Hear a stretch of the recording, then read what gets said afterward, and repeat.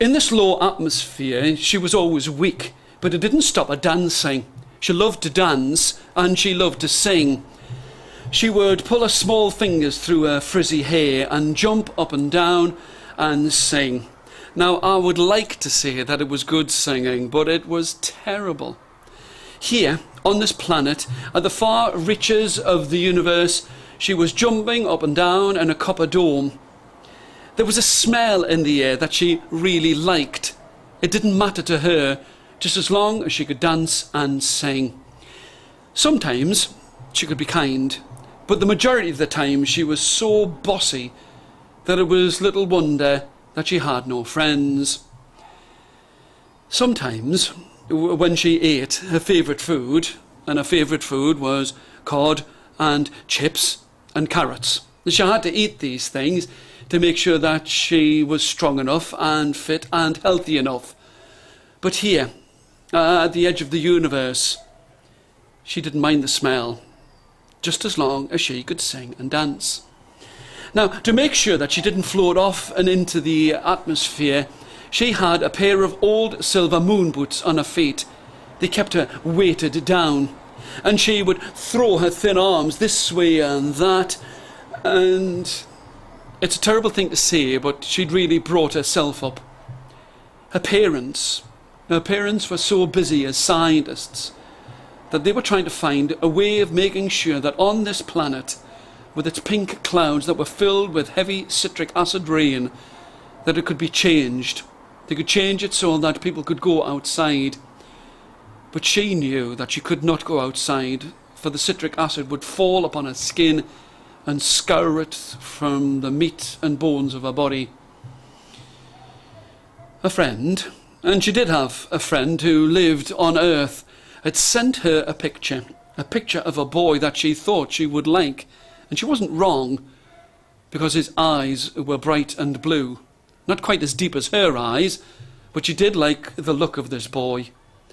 And it would be that she would hold as she danced. But as she danced, she wondered if she would ever get back to her home. She would scratch at her chin and she would think to herself, what could I do to get myself back home? She smiled. She wondered if she could go out on a boat in the multicoloured acid puddles. But she knew that the boat would be gone quicker than a wink or a blink of an eye. She wondered if, when she was older, she could jump into a car or a spaceship or some kind of transportation device to take her away from this place. But the acid rain was falling down and falling onto the copper, and her feet were making a rhythm, and her voice was making a terrible sound in the air, but it made the copper dome vibrate. And she didn't pay any attention to it, but as she danced and as she sang terribly, it was just the right combination of forces to form crystals. Crystals that she hadn't noticed at first. She was too busy looking into the eyes of this boy that she'd been sent. But crystals were being formed, and she still didn't pay any notice. It was as she reached the highest of notes that would have scratched at your ears that a crystal was formed in the base of the pod at the extreme part of the space colony, that it started to glow. And she could see a reflection in the copper. And it was then that she looked down. She knew that it would be poisonous, but perhaps it would be something that she could give to her parents, something that she'd found, something that she couldn't explain. The combination of terrible singing, arm-flailing dancing, the vibration of the copper pod. She wondered if this would be of some use to her parents. If nothing else, it could get her back to her home, the home that she loved so much.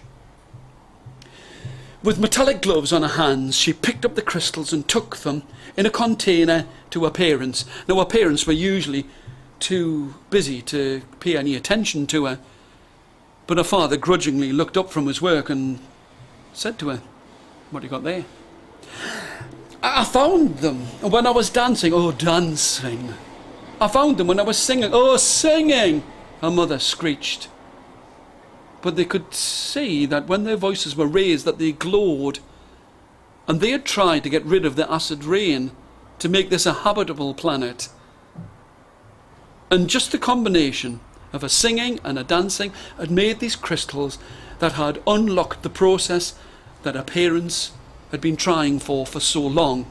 Oh, they paid her a lot of attention now. What do you want? What would you like? You've helped us so much. What would you like? I would like to go home. It wasn't overnight that her parents allowed her to go back home. But when she stood on her home planet, she looked out of the window and she could see it was freezing cold outside.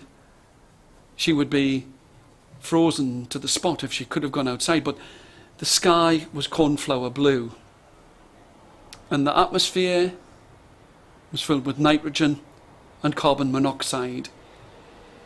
There were lots of people in that place, lots of people where she could be friendly with them all, where she wouldn't have a chance to be bossy because there were too many of them and everybody wanted their own say.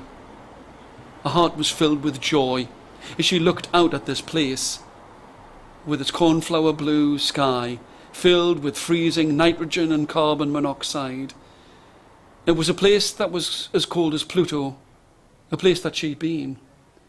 And to us, it might have seemed a strange place, but to her, with the ground flat and smooth like an ice rink, with crystals of nitrogen falling down onto the ground, and the atmosphere that she would never be able to breathe, she smiled because she was home.